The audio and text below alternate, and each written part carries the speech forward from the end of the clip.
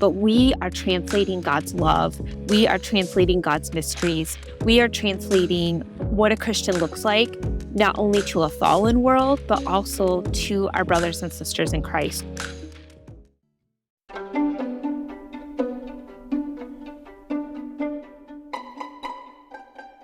Welcome to this episode of The French Press.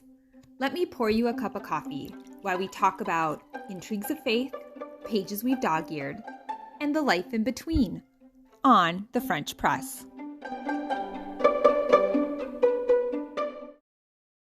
Hi, and welcome back to The French Press. Today, I am joined by a dead cat. Don't worry, it's not what you think. Scout is not to blame. It's actually a mic cover called a dead cat of all the unfortunate names. Mine is more like a dead mouse because it's for a lapel mic. But if you've ever seen those little fuzzy mics that it's like a cover that goes over the mic and it's fuzzy and crazy looking. Anyways, those are apparently called dead cats. Makes me laugh, but also hate it. Anyways, I'm trying one of those. And I'm going to see if it helps with the sound quality a little bit. I am on a constant and never-ending journey to get better sound quality. Still just recording in my closet with all my makeshift pieces here. And I honestly don't listen to the episodes a lot because I have a hard time listening to my own voice. I'm sure you can all relate to that. And I was forced to do it a couple weeks ago, and I was like, oh, the sound quality is really hard. And so I wanted to try to do something to improve it. So I went ahead and bought a dead cat, like you do. And I'm trying it and seeing if I think it helps. So I apologize for any weird sound qualities. I hope someday this is not the case. But for right now, we're working with what we have. And speaking of working with what we have, that's going to bring me right into the devotional that I've been reading. I've mentioned it before. It's 90 Days with the Christian Classics, and I am on day 17, and I really liked this little section from it. I actually sent this to a few of my friends because it was so good. It says, "Nobody you know has it all together. People are strong in different ways. Those who can captivate your minds with their profound understanding may not be willing to help you move next Saturday. Those who are quick to take a look at your radiator leak may not be comfortable praying with you. But God, our God, is everything good, taken to the ultimate extreme." So I think this is something important to remember, that we all have different giftings. It is true. There are people I would call and be like, hey, something's broken. Can you come help me fix it? And there's other people I would call and say, hey, I need prayer. Will you pray? Or I need help writing a paper, or I need help hosting somebody, or, you just have these different people you call for different things. And probably there's something people call us for to help them with. And to not feel bad that, for instance, I'm not someone you would call if you were hosting. You would not call me and ask me to make a dish. I will ghost you and never come over again because I hate cooking. But if you were like, hey, I have a friend that's really struggling, could you talk to her about God? Absolutely. I'll be there in 5 minutes. I hope you have cookies. We have our different giftings, and it's important to cultivate those gifts and to work on those gifts. And we actually had, I think he was a pastor, I'm not sure, somebody come from a missionary we supported our church from Ecuador and spoke to our church last week. And two very interesting things. One is last week, I think, I talked about Rachel Saint. She was a missionary to, you guessed it, Ecuador. And she's translating a Bible into one of the native languages. And that has been on my mind so much since I've read that. And I feel like in a lot of the books I'm reading, there's so much about how we are translators. And we may not be translating a Bible into a foreign language, but we are translating God's love. We are translating God's mysteries. We are translating what a Christian looks like, not only to a fallen world, but also to our brothers and sisters in Christ, to our family, to our coworkers, to the people we go to church with. We are constantly translating. And I think about that with Rachel Saint, and I thought about that with this man that came and spoke at our church, and they actually did it through a translator. So a man that goes to our church who speaks some Spanish, or a lot, I don't even know. And he was translating the Spanish to English and English to Spanish, and just how laborious that is, how hard it is to go between languages when you're not super fluent or comfortable with it. And gosh, I could relate to that in my translating of what a Christian life looks like, or what a Christian should say or do in different situations. And I'm like, oh, okay, this is not my natural language. My natural language is selfishness. My natural language is to be in my flesh and to step out into the spiritual realm and to think, what does the Bible teach on this topic? Maybe someone's coming to me with a problem, or they're struggling, or they just want to know more about God and understand the role of spirituality in our lives. And I have to work hard. Like this man who was translating, he had to stop and think, and he didn't always get it quite right. And I think he had someone in the audience that was helping him who would translate sometimes. And I just was really struck by how sometimes we're up on stage, we're before somebody, essentially, someone's watching us, and we are supposed to be translating God to this crowd of people or to this person, and how laborious it is and how hard it is. And Rachel Saint, when she's translating the native language, it's such a long, laborious process for her to figure out what the original tribal words mean and then translate them. And I just have really come to appreciate how difficult it is to step into somebody else's culture. Now, it could be a completely different culture like Ecuador, or it could just be your neighbor's culture. We live in two different households. We come from two different places. It could be just different experiences people have growing up, even side by side in the same neighborhood, in the same church, in the same family, but yet their experience is different. And so they have a bit of a different take on things. And to be able to think like, how do I translate this in a way this particular person can understand? And it really is taking time to get to know someone and to understand where their wounds are, where their confusion is, where they have trouble in their faith. And then you can help them through that. And this man, I think he went by Pepe, but sorry if that's wrong. He was saying, do you just wave at your neighbors and expect them to know that you are an ambassador of Christ? Because they won't know. So if you're just like, yeah, I'm just going to live my life and people will know I'm a Christian, maybe. But also, if you get to know people, it's a chance to translate God's love and God's mysteries and God's words into their lives, into their culture, be it foreign ministries or be it just right in your own neighborhood, your own family even, just trying to figure out how to teach people.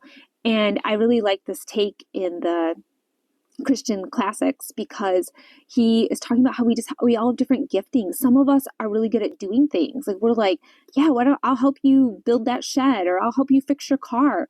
And it's a chance to step into someone's world or culture and work with them and do something tangible. And others of us are good with words, and we're good at explaining, and we're good with concepts. And others of us are good at prayer, and we're good at encouraging, and we're good at helping people get through hard times.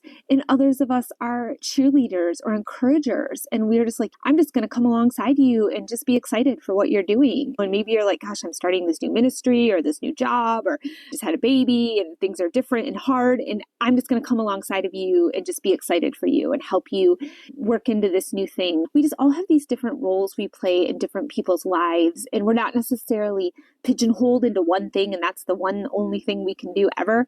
I find in my relationships, I have different roles. There's some that I am the cheerleader, and there's some that I'm like more the, oh gosh, I'm going to have to tell you that you're doing it wrong in a loving way. Let me think about this. And, some people, it's relationships and it's prayer and it's talking.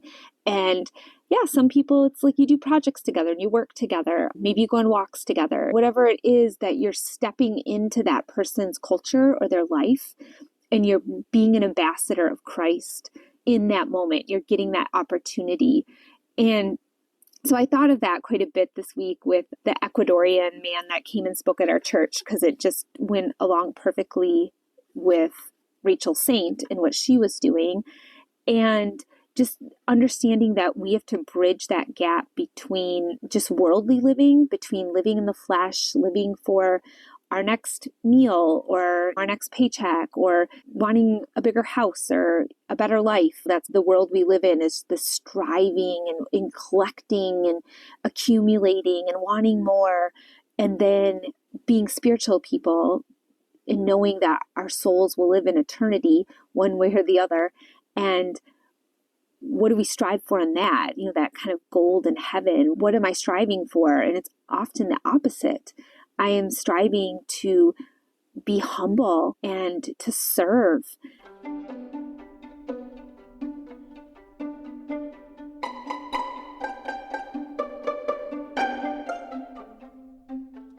In a book I've introduced before, which is, I believe it's called Strength Through Humility. No, Finding Peace Through Humility.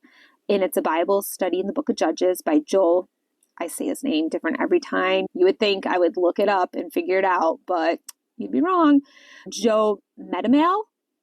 Yep, that's for sure not the way to say it. I can tell you that. But anyways, this guy. And there's these little videos that go along with it. And then there's like a workbook. And what we're talking about this week is Gideon. And Gideon has always been a really interesting story to me. I did a more in-depth study just on Gideon years ago. I've had a lot of background with Gideon, but I've always been troubled by him. He's always bothered me because he starts out so fearful. Okay, I'm fine with that. I also can be very fearful. This doesn't bother me. When he tests God and he wants the signs and yep, I'm fine. I get all that. Me too, Gideon. And so much happens in his story. There's so many interesting pieces that I want to talk about. But ultimately at the end, even though he says he wins this big battle, and at the end, the people are like, oh, you should be our king. And he's, no, only God's king. And then in the end, he takes their jewelry and builds them a statue, essentially, of the priestly, like the apron or covering they would wear. So he builds a statue of this. I think it's called an ephod. Is that right? Sorry, blanking on the word, but it essentially looks like a shirt and it had some decor on it. I think he built it out of metal, obviously. Anyways, and then the people worshiped it and it was trouble for them. Like it caused them and their children trouble because they worship this statue.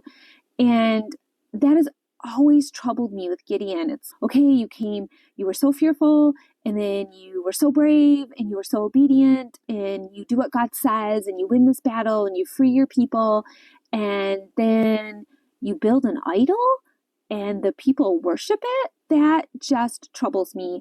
And I liked how he talked about it in this book. His whole thing, of course, is humility, so that's really what he's going to bring it around to.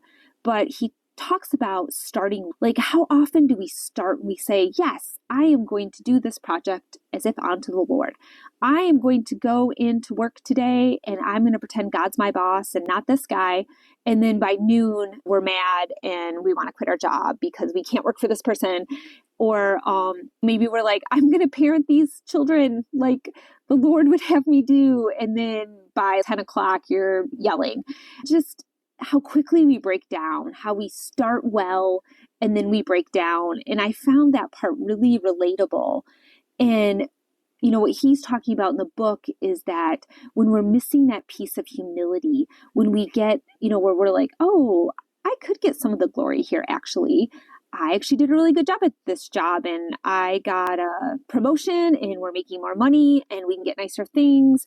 And all of a sudden it's become about building this better life for ourselves instead of maybe saying, what do you want me to do with this extra money, Lord? I had a friend who sadly passed away, but is in heaven. And she was such an example of this to me. She worked for a lawyer and he would give her like random bonuses. Like I think she didn't really know they were coming and he would just give her these like kind of surprise bonuses. And she could not give that money away fast enough. And that was radical to me at the time. We were struggling financially and I just couldn't even imagine. And she would get, oh, my boss gave me this random bonus. And she would buy people's groceries in the store. Like someone would be behind her and she'd be like, I'm going to buy that person's groceries. She'd fill up people's gas tanks. If she heard of anyone that needed money, this money, like she got rid of it so fast. And it was such an example to me of she had been blessed by this bonus and she just blessed other people with it. And I've never forgotten that. And when you see someone who's so generous, you do think, wow, that is such a different take on what to do with this overflow or this blessing that you were given. But how tempted are we to spend it on maybe worldly things? I'm not saying it's always wrong. Sometimes we need a vacation and we need a new car, and I don't think there's anything wrong with that. It's all your heart, right? Is your heart like, yeah, I deserve this, I should get better? Or is your heart like, Lord, what do you want me to do with this money? Where do you want us to put it? What percentage of it can we put towards maybe a ministry or blessing somebody else? And I really enjoy doing that. It is not my natural state. I'm a little bit of a hoarder. My natural state would be to squirrel it away in case. And I'm trying to get more free with the Lord blessed us in this way, and I can be generous and I can bless in this way, and I don't need to be fearful and keep things. There's lots of weird things we do with, I don't know, blessings or moving up. Maybe we get a bigger house and we just are like, oh gosh, now I have to keep it so clean and you can't come over because it's not clean enough. And instead it should be, oh, we have more rooms. We could have people over. We could host people. We could create an atmosphere where people could come over and learn about God. We could open our home up to Bible studies or just fellowship with people that need it. And in our time is another big one, right? Maybe we're so busy, but maybe something opens up. Maybe like a chapter in our life ends. Maybe you become an empty nester, or your kids get old enough that they don't need you all the time and they're at school, or maybe you go part-time and you just have more time. And what do you do at that time? Is it you can have more fun, or is it because you could spend more time with people? Today I had a weird amount of time. I'd met a friend for coffee and then had to do school pickup and had this like weird gap of time. And I was like, do I go home? Do I not? I'm not sure what to do. And I was like, I'll work on the podcast. So I gathered up my books and I went and got a coffee, and I literally just got all set up. Like I set out my journals and my pens and my books, and I had my little coffee and my water because I do not travel light. And just when I was set up, I saw someone I knew, and I hadn't seen him in a long time, and I knew he had some health issues, and I was like, oh, actually, and I knew it in my spirit. I was like, that's why I'm here. That's why I have this weird half hour. And it wasn't actually to sit and do this. It was actually to talk to this person and, spend a little time unexpectedly with this person who maybe needs it. And he had poured into me. He was my chiropractor, and he had just blessed me when we couldn't afford chiropractic care. He did it for free, and it was this huge blessing to me. And I was like, wow, what can I do for him?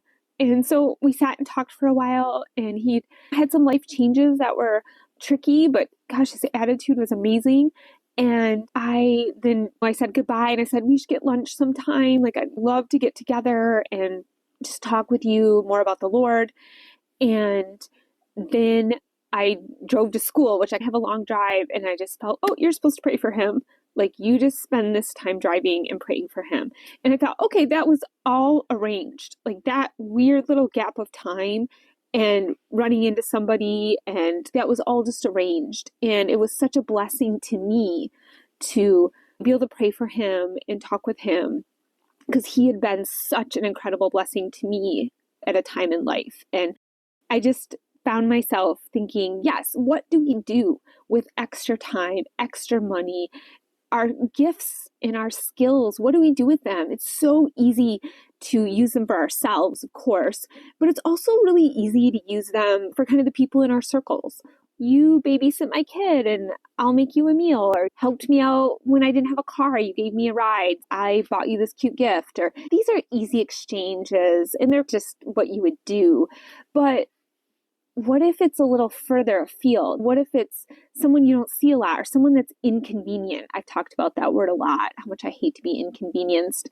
But what if it's inconvenient? What if you were like, oh, I was really going to do this, and now I ran into this person? Or, oh, I'm really gosh, I'm not good with kids, but I can see you really need a babysitter, so let me help you out. Or I feel really uncomfortable praying in public, but I can see that you really need prayer, so let's just sit here and pray a second. Are we willing to stretch ourselves and stretch our gifts and translate God's love for people that we run into, or in moments, or even people that are inconvenient, like they live out of the way, or they're tricky, or gosh, I have so many other things to do. So just thinking about that and just seeing how God calls us wherever we are. He calls us even when we're busy, even when we're financially tight, even when we're not feeling like we really have the skill set for that particular job.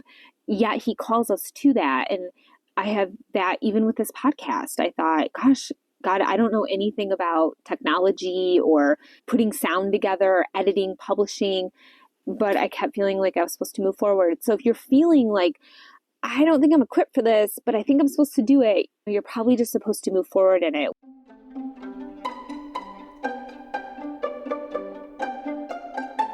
Which brings us back to Gideon, Gideon is fearful. I relate to fearful. This is relatable to me. I can spiral myself right out with fears. I think a lot of people can. A lot of people I talk to, this is a problem in their lives. What if I don't make enough money? What if this person doesn't get better? What if this person's not my friend anymore? What if these what ifs, and we spin out on them, and we're right at the time where we're just started back at school this week. And I just talked to so many women this week that are struggling with going back to school. Not only is it a hard schedule change, but it's an unknown. We're starting new grades. There's going to be new people and different teachers and different routines. And what if the classes are too hard? Or what if there's a really difficult teacher? Or what if there's a really tricky friend group? All these things that we think about as mothers and fathers, and we watch our children struggle in so many different arenas of life. And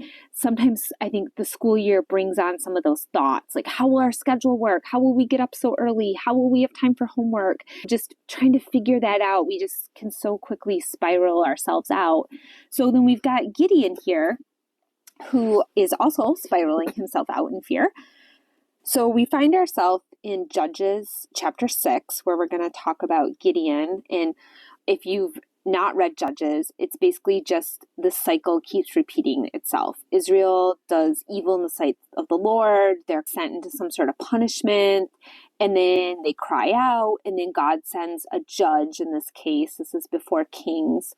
He sends a judge, and the judge delivers them. And then we just repeat the cycle again. You can probably relate to that, as I can, how I fall into my same cycles where I'm like, oh, I'm going to freak out and be fearful and weird and respond really oddly. And then then I'm going to cry out to the Lord and be like, Lord, help me. I'm not handling this. And then it works out one way or the other. And I'm like, oh, okay, all right, yep, I can trust God and have faith. And next time that's how I'm going to be. And then boom, the next trial comes up and I freak out and I respond oddly and have to cry out to the Lord. I think we all have our different cycles that we just get stuck in. Oh, am I here again? I'm doing this again. So this is all of Israel in Judges.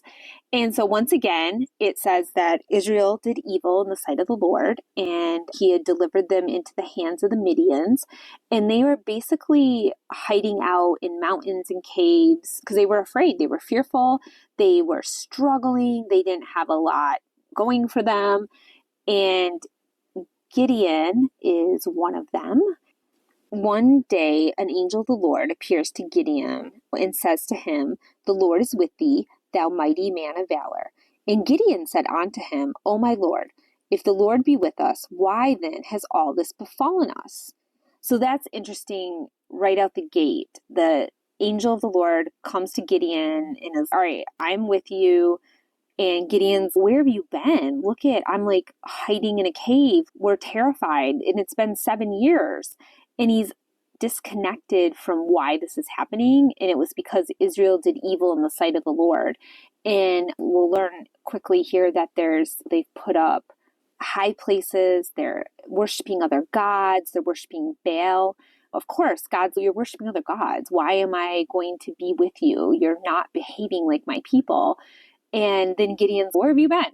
And how often do we do that? I think sometimes, obviously, some of our suffering is just the world and other people, but sometimes it's our own doing. Sometimes we have made these same mistakes and then we're like, where's God in this? And yet we've made bad decisions and then our life reflects it. And then we get mad at God for not showing up or being there, even though we certainly played a part in it. So I see that Gideon is already a little bit disconnected from what's going on. And I think that will play out later in the story at the end when there's trouble. But Gideon says, he delivered us out of Egypt for what? We're struggling here. And then I think often we look at our own lives that way. Oh, where have you been lately, God? What have you done for us lately? When he had delivered them out of Egypt where they were slaves and they were being worked to death and they did not have any freedoms and their life was really hard. Like they groaned unto the Lord under the oppression of the Egyptians, and how quickly they forget that as oh, you delivered us out of Egypt, but now what? And I sometimes think, do we look back in our past, our family line, and is there, I don't know, abuse and poverty and addiction and tragedy, and just if we didn't know the Lord, if we were just doing our own thing, and how quickly are we like, where have you been? Instead of thinking, oh, wow, my life could have taken a lot of really dark turns. I think of maybe some of the relationships you were in, some of the decisions you made, places you went, maybe decisions you made with money, maybe, just people you were hanging around with, things you were involved in that really could have taken you down a very dark road. And yet the Lord delivered you out of that and you became his child and were able to get freed from a lot of these things. And I think we forget this sometimes, like Gideon. We forget did deliver us out of so much. And yet we get very focused on the here and now. And right now, I'm sick, or right now I'm struggling in this relationship. Right now we don't have enough money. Instead of looking back and seeing, okay, you really saved us from a lot of things, a lot of it our own making, like it was for Gideon here, because the people were evil and they were behaving as such. So he's saying, why did you deliver us out of Egypt? We're still just going to struggle today. And I think like a lot of us can relate to that mind frame. Like he says, the fathers tell us about all these miracles. Where are they? We don't see them. And how often we overlook the maybe small miracles is the word in our daily lives now. I mean, if we really think about it, if you are a Christian, you are walking with the Lord, that alone is such a miracle, right? That you have eternity with God, that you can have relationship and reconciliation with God. And like for that to be enough, do we really deserve more? Do we get to have more? Not necessarily.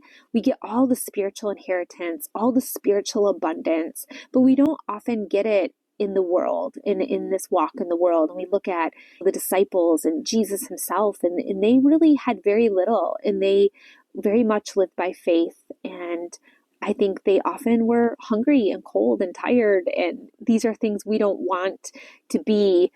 And even that, the talk that Ecuadorian man gave at our church, he talked about how comfortable we are in America and how much we have. And whenever he visits here, he's very comfortable and he doesn't want to go back. It's so comfortable here. I don't want to go back. And I have to remind myself that I'm an ambassador of Christ and I have to go back and be uncomfortable. And walking with God is often so uncomfortable.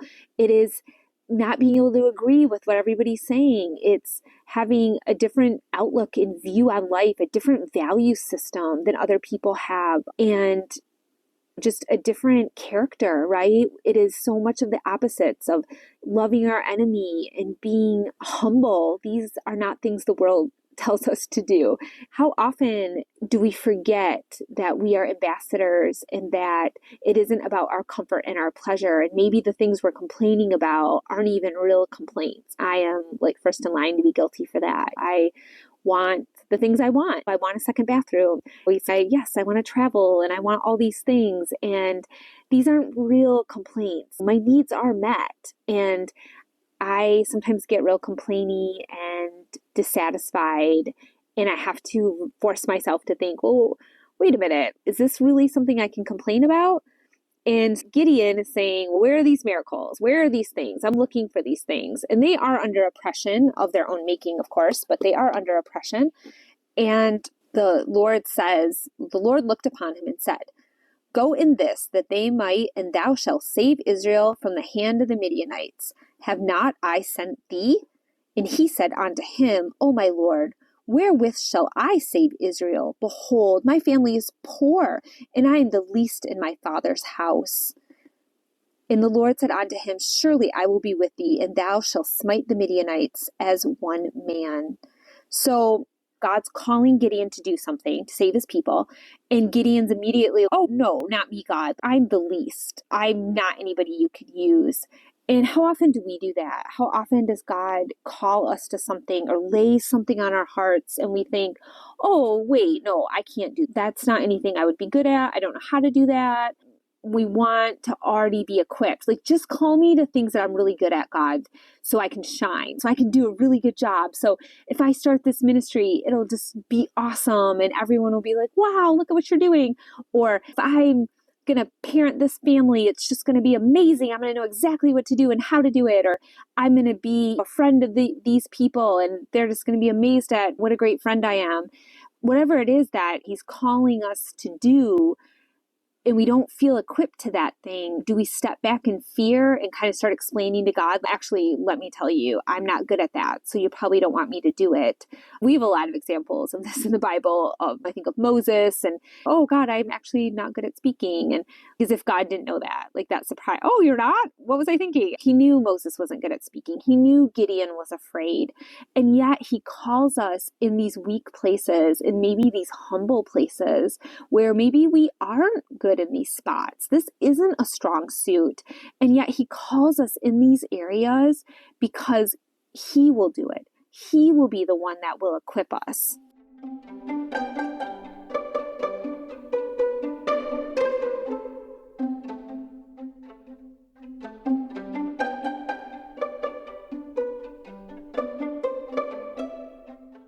So God is sending Gideon to save his people. And like, who has God put in your heart? Who's in your heart? Do you have a heart for children? Do you have a heart for the elderly? Do you have a heart for maybe people in prison? Do you have a heart for the homeless? Do you have a heart for teenagers?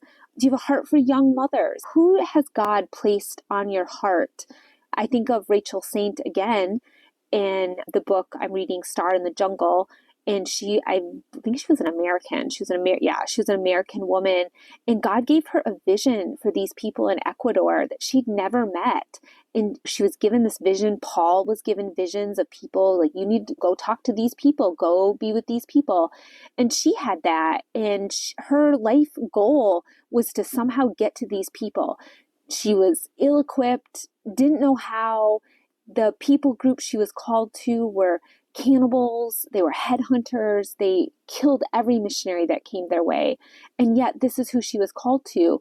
Are we willing to go talk to someone who, like, maybe we won't know what to say and that feels uncomfortable, or maybe we're like, oh, they won't want to talk to me? Are we willing to cross some barriers to talk to whoever the Lord has laid in our heart? And it might be inconvenient, like it was for Rachel to go to Ecuador, and it might be scary, like it was for Gideon to fight the Midianites. Are we willing to go up against these very uncomfortable feelings, if not just absolutely scary or fearful feelings? Are we willing to fight through those to do whatever the calling is we have to do? And it might, right now in your life, it might be a really simple calling. It might just be like, gosh, when I walk, I always see this woman and I have this little tug on my heart. Like, maybe I'm supposed to befriend her and talk to her. Or maybe it's a big one. Like, I'm supposed to go overseas and I'm supposed to translate God's love to people who've never heard it. Anything big or small or anything in between. But are we willing to do these things? And ultimately, Gideon is willing to do it. He does do it. He asks for some signs. We've got the whole thing with the fleece happening. But another part of Gideon that I've always thought was interesting and hate, but is very interesting, is Gideon, he says, you wait here to this angel of the Lord. And he says, I'm going to go make an offering. And he goes off and he makes like meat and broth and cakes. And this was no easy task back then, right? It's not like he ran back and grabbed some stuff out of the fridge and ran and brought them back out. he had to, I assume, make these things. He probably had to dress an animal and get it ready. He probably had to cook up the broth. He had to bake some cakes. This took time. And if we remember earlier, they're struggling. They don't have extra. They're not living in a time of, yeah, let me just go grab some extra stuff out of the cupboard. I think they're hungry and they're struggling. And so he makes this meal essentially to offer to the angel, the Lord, and he sets it on the rock and he pours out the broth. This just haunts me, like this poured out offering that he makes this broth and pours it out. And where in our lives have we maybe made an offering to God that nobody ever saw? No one ever saw how we were kind to that person who was mean to us and we got no credit for it. Or no one saw that project we worked on that actually never saw the light of day for some reason. Or no one saw that we worked behind the scenes, maybe in some sort of event or ministry. Maybe we gave money anonymously and no one ever knew. How often is it just like a poured out offering, or we do something we don't even know why? Like we start out on this path and we think, all right, this is what we're going to do. And God's opening all the doors and here it goes. And then right at the end, the doors get shut. And is that just a poured out offering? Did I just go through all of this just to pour it out before you, Lord, like Gideon did? And then he puts the meat and the cakes on the rock and they're consumed by fire. So this whole meal that he took money and time and effort, it is just an offering before the Lord. And are we willing to do that? Are we willing to do that in our marriages, in our parenting, in our relationships with our family, in our church, in our school, at work? Are we willing to be a poured out offering? Are we willing to keep saying hi to that person that really doesn't want anything to do with us? Are we willing to keep speaking God's truth and love to maybe a family member that really doesn't want to hear it? Are we willing to pray for that enemy, that person that's mean to our kid or mean to us? Are we willing to pray for them? Are we willing to be a poured out offering? Gideon was, and we see that in this part. And I see often a lot of people do a lot of things behind the scenes that we don't even know about. So then God tells Gideon to pull down his father's idol to Baal. And that's interesting. Here we go again with like, why did you think God would be with you? You have these idols. But what are our idols though? We look at these physical idols and we think, oh, that's so silly. I'm not going to put up an idol in my backyard and start worshiping it. But we do worship idols. We have a love of money, of things. Sometimes our family can be an idol. Our business can be an idol. Sometimes we have lies we believe that become idols. What are the idols that are sitting in our hearts, essentially? And God is saying, you know what? I need you to pull that down. I need you to put me before whatever that thing is. And maybe it's fear, and maybe it's jealousy, maybe it's anger, whatever. Maybe it's a physical thing. It's money. Maybe it's beauty. Maybe it's health. And there's nothing wrong with these things unless they're idols. And if they become idols in your heart, and the Lord is, I need you to tear those down. Those can't be there. I can't fully be your God when you have these other things. I won't be, because he tells us he's a jealous God. And I will be your only God. If you have other gods, I'm not going to be your God. And so he's telling Gideon, go pull these things down. And he's really fearful and he's terrified, and he does it by night because he's afraid, which I get. I probably would too. I'm like, sure, God, I'll do it as soon as it's pitch black out and no one can see me. So then the people find out he did this and they want to kill him. Which again should just show where their hearts are. Oh, he pulled down an idol to a foreign god and now you want to kill him? I wonder why you guys are in trouble here. What a mystery. And they're not willing to humble themselves and say, yes, what were we thinking? We have these idols up. And Gideon was willing to go against his culture in this. His culture at the moment was having these idols up and serving foreign gods. And he was willing to go against his culture. Now, be it at night, but still he did it. And he risked his life. They wanted to kill him. This wasn't a pretend fear. Like, he was fearful for a reason, because they were going to kill him. And are we willing to do that? And I look at Rachel Saint's story again, where her brother goes in as a missionary into these people and they do kill him. They end up killing him. And then she carries the torch. I still want to reach these people. There were 4 or 5 men that were killed that day, and almost all their spouses and siblings are like, still, no, we're still going to try to reach these people with God's love. Like, that won't deter us. We're willing to die for this. We're willing to die to reach these people with God's love. And so Gideon, although he was afraid, he does do it, and he does seem willing to put his life on the line. And not only, I think, okay, we're probably not being asked to put our life on the line, but are we willing to put our reputation on the line? Oh, you're a Christian? Oh, I didn't realize that. I've had conversations with people at parties or whatnot, and it'll come up that I'm a Christian, and they'll be like, oh, I hope you're not one of those serious Christians who can't have fun and takes it too far.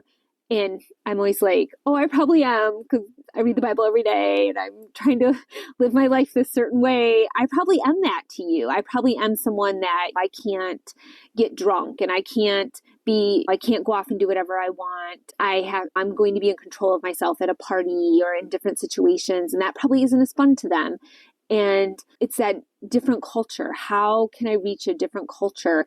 Am I willing to put my reputation on the line? Am I willing to have an awkward, uncomfortable conversation where you don't believe the Bible's true, or you don't believe all those stories are real? And I have to be like, oh yeah, actually I do. I do believe they are. So that's awkward. Do you want to talk about it sometime, or do you want to just end this conversation now? Are we willing to be uncomfortable? Are we willing to put ourselves out there?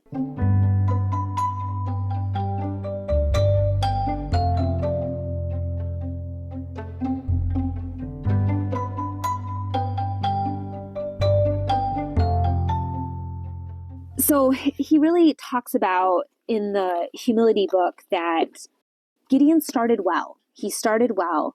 He was obedient. He did the things that God asked him to do eventually. And yet he goes on to eventually set himself up as king without being king officially. He says in the book, one reason pride is so dangerous is that it has the ability to twist godly virtues into deadly self-serving vices. On the outside, it might look like we are living out the fruit of the Spirit, but on the inside, we are leveraging it to make our own selfish ambition and vain conceit. Do we start well and then Gideon end up in a place where maybe they're like, oh, hey, you did a really good job at this. Let's promote you. Or, hey, look at how talented she is. Look at how hard she works. Look at how great these things are. And then in our hearts, we're, yeah, I am pretty great. Instead of being humble and being like, oh no, I did none of this. I could do none of this. It is all the Lord. And maybe we even say that with our mouths. Maybe we're like, no, it's God. But if anything's happening in our heart where we're like, yeah, maybe it's a little bit me too, that can quickly lead to problems that, as we see, the Israelites faced. He says, while we're not dealing with actual idols on pedestals today, many of us are dealing with self-absorption. In our hearts, we are lifting up ourselves, making ourselves the focal point, the authority, and the ultimate source of meeting our own needs. Yeah, how often do we, if we're good at something, especially if you're someone that's really talented, maybe you're really good at making money, maybe you're really good at your job, maybe you're an awesome parent, maybe you're an incredible artist or musician, and it is tempting to be like, yeah, I'm pretty great. It's maybe less tempting for those of us without all the gifting, but it is a tempting thing if something even just works out. Like, oh, I set out to do this project and it worked out, or I set out to make this sale and it worked out, or I wrote something, or I created this artwork and look at how well it turned out. And you maybe get in your heart a little bit, wow, I'm pretty great. And to just always be on the lookout for that. And that is maybe where Gideon went wrong, because he wasn't on the lookout and he let it become part of his heart. So I think one of the big lessons that is pointed out in the humility book is that we just always have to stay humble. God used Gideon mightily. There's the scene where there's an army and they're going to go to battle, and God's, you know what, I don't want you to take this big of an army. You need to get rid of some of these people here, which feels like the opposite of what we should do. Can you imagine if God was like, you know what? You've got too much money, too much property, too much talent, too much time. Let's get rid of some of this. wouldn't you bulk and be like, no, I need all this. Like, I could do better. I can serve you better if I have a lot of time or a lot of talent or a lot of money. Like, I'm just going to do better. And if God was like, no, let's cut this in half. And then when you go to do this thing for me, you'll know it's me and not you. And Gideon was willing to do that. He cut down his army. And how hard to face battle, to face death and danger. And you have this group of men, you want as many as you can get, right? That's the idea. We want as many to go into battle as possible. And then God, always coming out of left field and doing the opposite thing. And he's actually, what if you went into battle with less? What if these things crop up in your life and they're going to create less in your life? You're going to have less time, less money, less talent, less good communication. What if God is, I'm going to take some pieces of this away, and then you're going to know it's me? Because when this is successful, when this moves forward for my kingdom, you're going to know I did it and you didn't do it with all your time and money and talent. And I've been trying to look at life a little more that way lately, as things are taken away, as there's hardships, as there's suffering, as there's trials. I've been trying to think, is this God? Is not that he wants these things for us, but he uses them as a tool to shape us. You would think God would want Gideon to have all the warriors possible, right? If we're going to spiritual battle, we want all the warriors. Send all the angels, Lord. We'll take them all. And in this example, I'm actually going to purposely give you less so you depend on me more. And so maybe if you are struggling through something right now in your life and you're like, God, where are you? Send more. I need more. I need more of whatever it is. Maybe God is saying, I actually want you to move forward with less. I'm actually going to be the one. It's not going to be your time and your money and your talent and your skill. Whatever it is, it's not going to actually be that. It's actually going to be me. You are going to go forward with me, and you won't know it's me unless I strip some of these comforts away. I strip some of these safety nets away. So I have been trying to think about life that way a little bit more, and it's not easy. I want more. I want all the warriors to go into war with me, but maybe God is taking things away so we depend on him more. And so we live in that faith by faith, moment by moment thing. And some of you are living that. Some of you are like, yup, I'm down to almost nothing and I am living moment to moment. I can't even imagine how this is going to turn out. And maybe that's where God has you, and he's strengthening you, and he is teaching you to depend on him, because ultimately that's the point, right? Is that it's him, not us. He gets the glory. He is furthering his kingdom. He is reaching people. And we are just these tools, these broken vessels like Gideon. And maybe we're willing to start out, but we also want to finish well. And how do we finish well? I'm really coming to believe the key is humility, that constant humility. I actually don't necessarily deserve more. Look at what God's done for me already. He has saved my soul. I have eternity to look forward to. I have the word of life. Like Peter said in one of our other casts, we talked about how Peter was like, where else will I go? I already have everything. We already have everything with him. And looking at life that way helps me anyways, in the struggles, in the trials, to be like, okay, I already have everything. I have eternity. In this life that I'm walking through, I'm going to struggle in it, but God can use that to shape me and mold me and use me. And am I willing? Am I willing to give my time, my money, my resources, my energy towards his kingdom? And am I willing to maybe do it with less? That's an interesting thought. I'm going to leave you with that thought.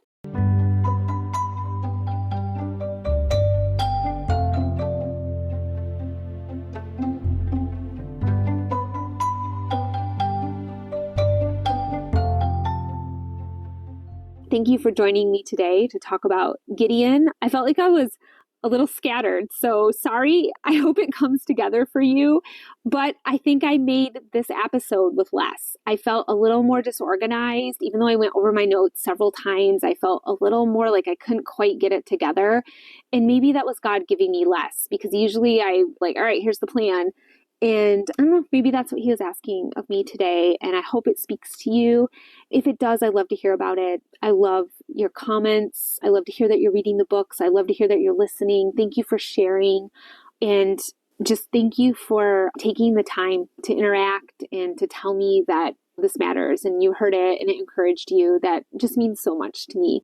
I look forward to next time.